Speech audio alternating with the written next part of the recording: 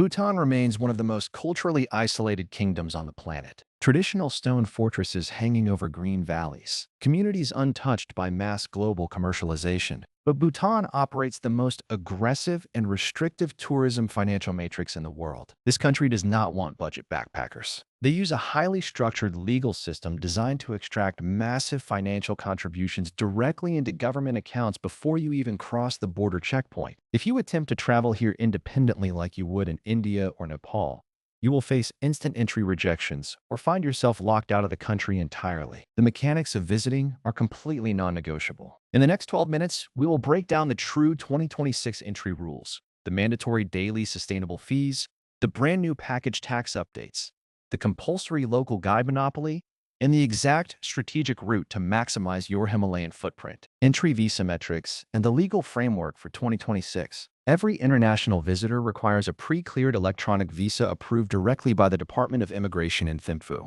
The flat processing fee is $40 paid online. For Indian passport holders, entry rules are uniquely streamlined but strictly tracked. You can enter using either a valid passport or an official voter identity card. A mobile entry permit must be generated through the official portal before booking flights. The massive financial roadblock is the Sustainable Development Fee. For international tourists, this mandatory levy is a massive $100 per person per night of stay. This fee is paid directly to the government during visa application. For Indian citizens, this fee is heavily subsidized but still highly impactful at 1,200 Indian rupees per person per night. Children under 6 are completely exempt, while children aged 6 to 12 receive a 50% discount with strict birth certificate validation. The hidden cost shifts happening right now in 2026. Bhutan has officially launched a new 5% goods and services tax that applies to all components of your tour package, including your local hotel accommodation, transport vehicles, and guiding fees.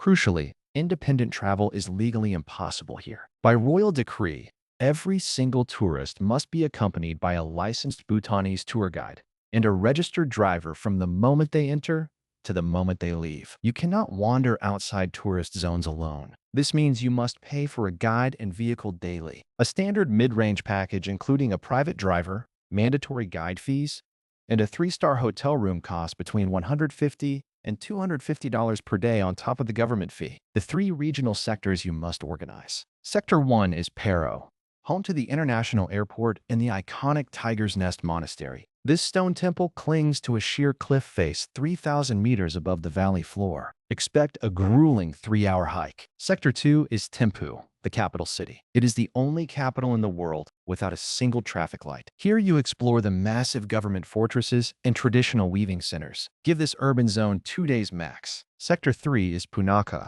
accessed by crossing the dramatic Dokula Pass. Punakha houses the most beautiful fortress in the country at the confluence of 2 rushing glacial rivers. It is significantly lower and warmer than Paro. If this unsponsored high-utility breakdown is protecting your travel capital, click that subscribe button right now. We strip away the marketing fluff to give you the raw operational realities of global transit. Let us jump into the optimization framework. The absolute best strategy to save thousands is entering Overland via the Indian border town of Phuentsholing. Bhutan grants a 24-hour sustainable development fee waiver for stays limited strictly within the border municipal zone. This lets you settle your logistics, meet your mandatory local guide, and complete your vehicle routing without paying the initial nightly fee on your entry date. Plan your nights with precision, respect the cultural heritage, and budget for the daily metrics.